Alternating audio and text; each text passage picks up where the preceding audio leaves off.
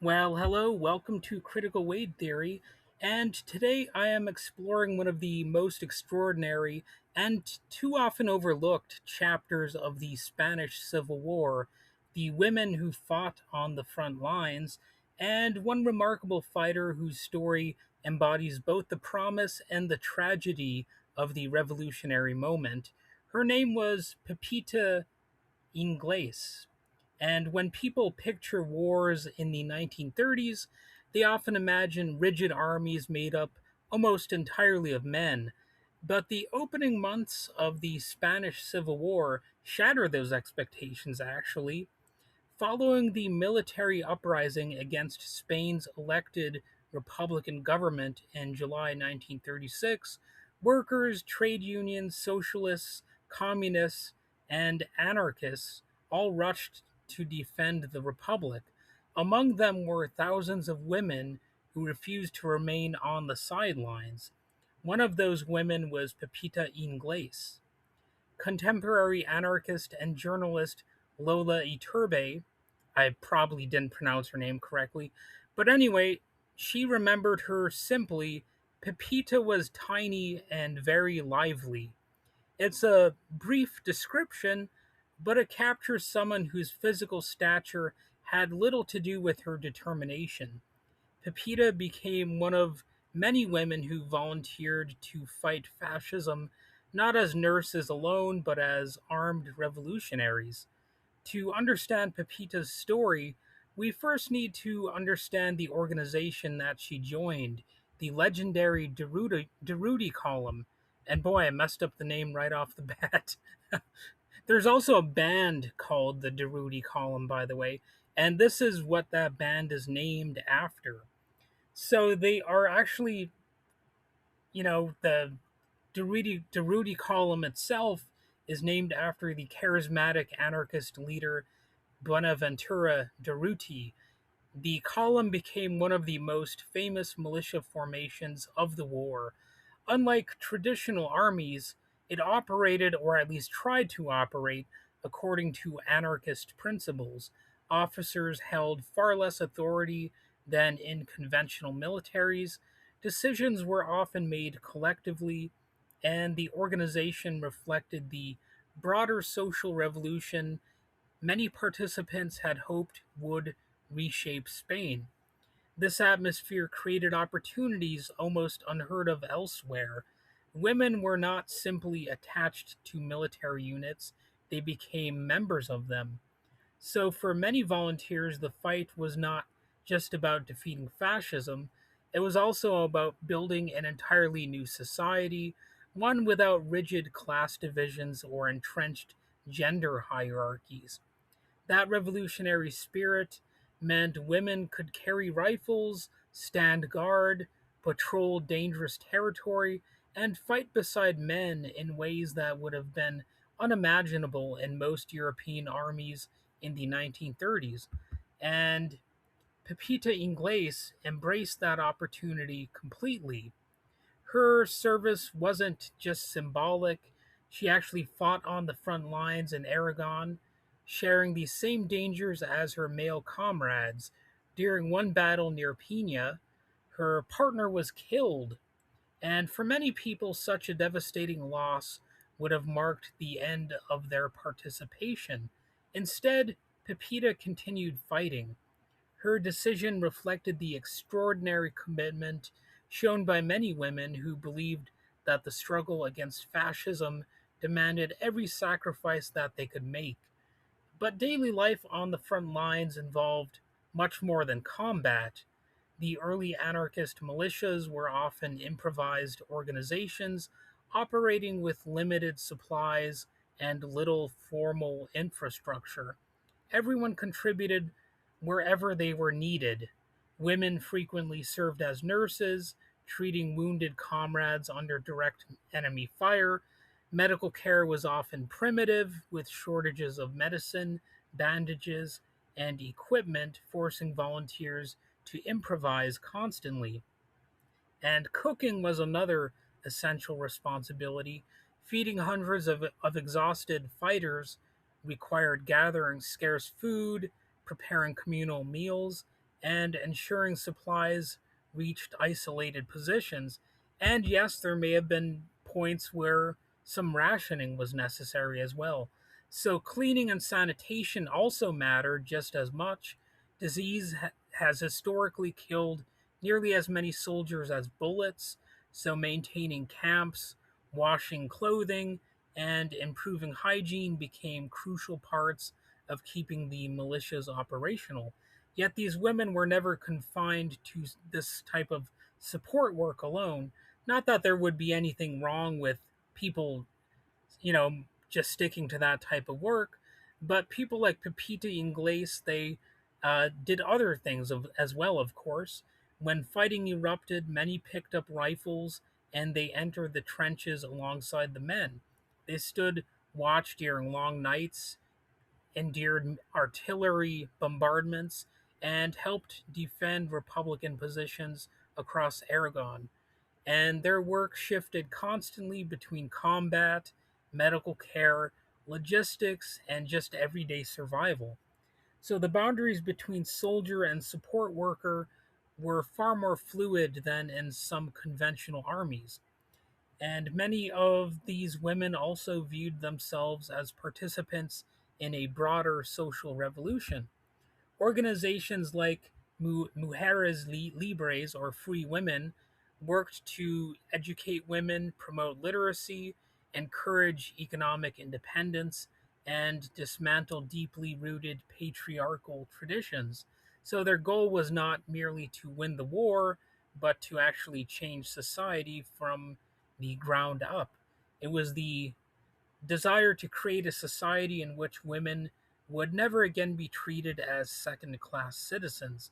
So the women fighting in militia columns became living symbols of those ideals. So Pepita Inglés wasn't alone, I do need to stress that. Another notable anarchist with the same first name was Pepita Carpina, who became an important voice preserving the memory of anarchist women after the war. Like Inglés, Carpina believed political liberation and women's liberation were inseparable. So these women constantly challenged traditional expectations in real time and in positions that really did matter. Again, it wasn't just theoretical.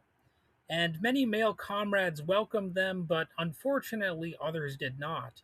Even within revolutionary organizations committed to equality, some deeply ingrained attitudes about gender often remained.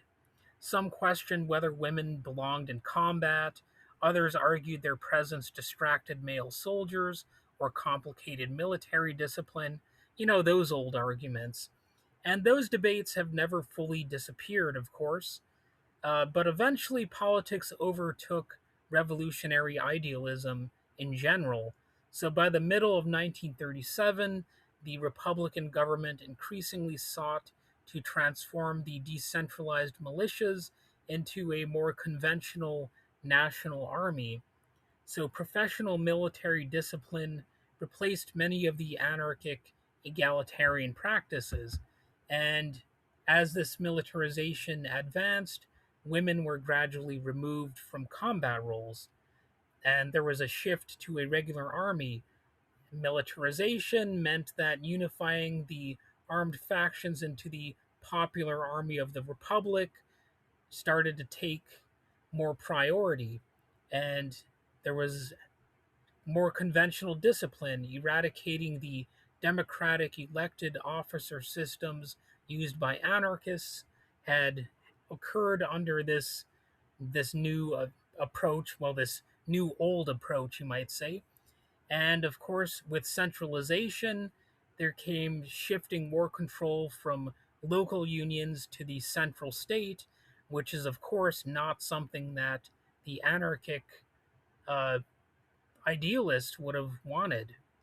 And the policy change, uh, it started to also be involved in the propaganda campaigns, adopting the slogan "Men to the front, women to the home front," and they were shifted to auxiliary roles. They were reassigning female fighters to nursing, cooking, and administrative duties. So it was like more sexist approaches were being mandated by the state itself, kind of right along with what the anarchists would have criticized the state for doing, forcing people into uh, a less equal role. And like I said, there was a propaganda shift. Even women's images were erased from official media campaigns. So that was, of course, a sign that anti feminist attitudes were in many ways forced, and not just by culture, but also by official government actions. And many who had fought bravely for months suddenly found themselves reassigned to hospitals, kitchens, communications, or other support positions simply because they were women. And again, I'm not trying to downplay the importance of those sort of roles, but obviously that's different from somebody being on the front lines. And the change reflected growing tensions inside the anti fascist coalition. Was the priority social revolution or military efficiency and preservation of the status quo when it comes to the sexes? The answer increasingly favored conventional military organization and the old bigoted attitudes, the old sexist attitudes toward women. And ironically, many women who had already proven themselves under fire were excluded despite their combat experience. So, for all this talk of, rewarding sacrifice that so many militaries do, that has not always been the case. And this would be another clear example. And, the combat experience aspect of this story, it's something that is you, you just cannot deny it. But when it comes to the propaganda needs of the sexist state, uh, they did not care about things like combat experience or actual facts. It became more important to present a certain image and a certain ideology. And that's something that's been true throughout human history. If you really look, uh, when it comes to ideology, quite often the facts do not matter. They will sweep contradictions to their narrative under the rug and sometimes prevent the messaging to get out that will defy their worldview. And the debate over women in combat continues today in very different political and military contexts, although it's not as different as some would think. Like the Pete Hegseth, the Pete Hegseths of the world, they in many ways rigidly cling to sort of fascistic ideals. And unfortunately, if you think about it, the Pete Hegseth ideas about women are not entirely different from some of the ideas that kept people from recognizing the role of women who actually did join the front lines.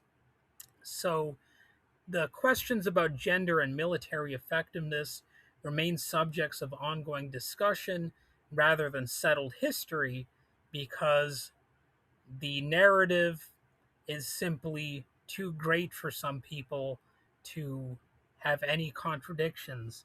And even though there has been progress in the world over the years, obviously some militaries do accept women, but some sexist attitudes still remain, and quite often they are enforced by policy. And public images of these women also carried enormous symbolic power, and that's why it's a shame that these sorts of events are downplayed so much. Republican posters often depicted armed women standing confidently with rifles at first, representing courage, equality, and revolutionary commitment. But those initial efforts have been sort of swept under the rug over the years. and largely forgotten about. The famous slogan, No pasarán, or They Shall Not Pass, became inseparable from the Republican defense of Madrid and from women who embodied resistance to fascism. Perhaps no figure symbolized that spirit more than Dolores Ibarruri, and she was better known as La Pasionera, or let me try that again, La Pasionaria.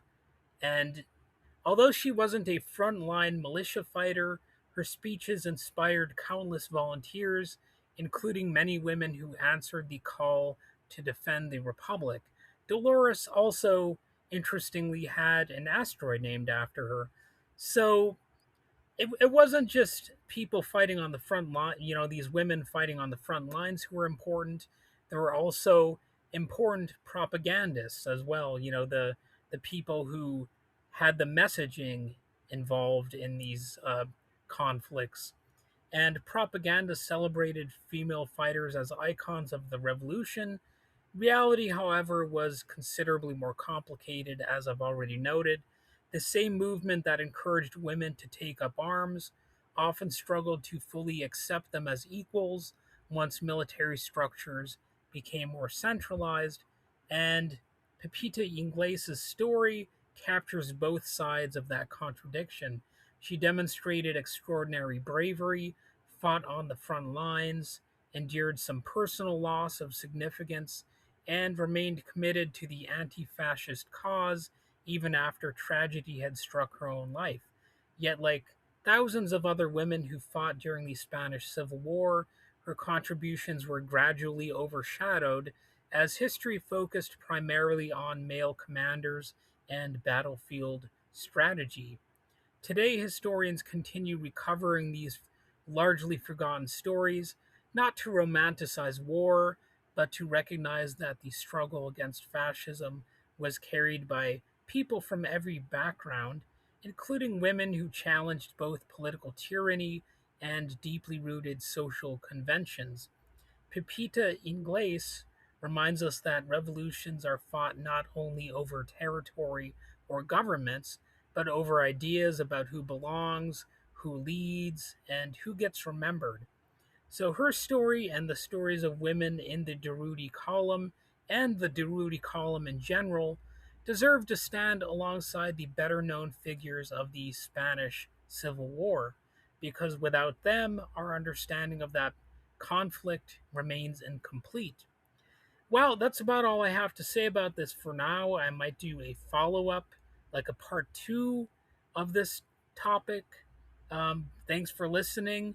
If you enjoyed this episode, be sure to subscribe, hit a like button if one is there, and join me next time when I uncover another overlooked story from history that continues to shape the world that we live in today.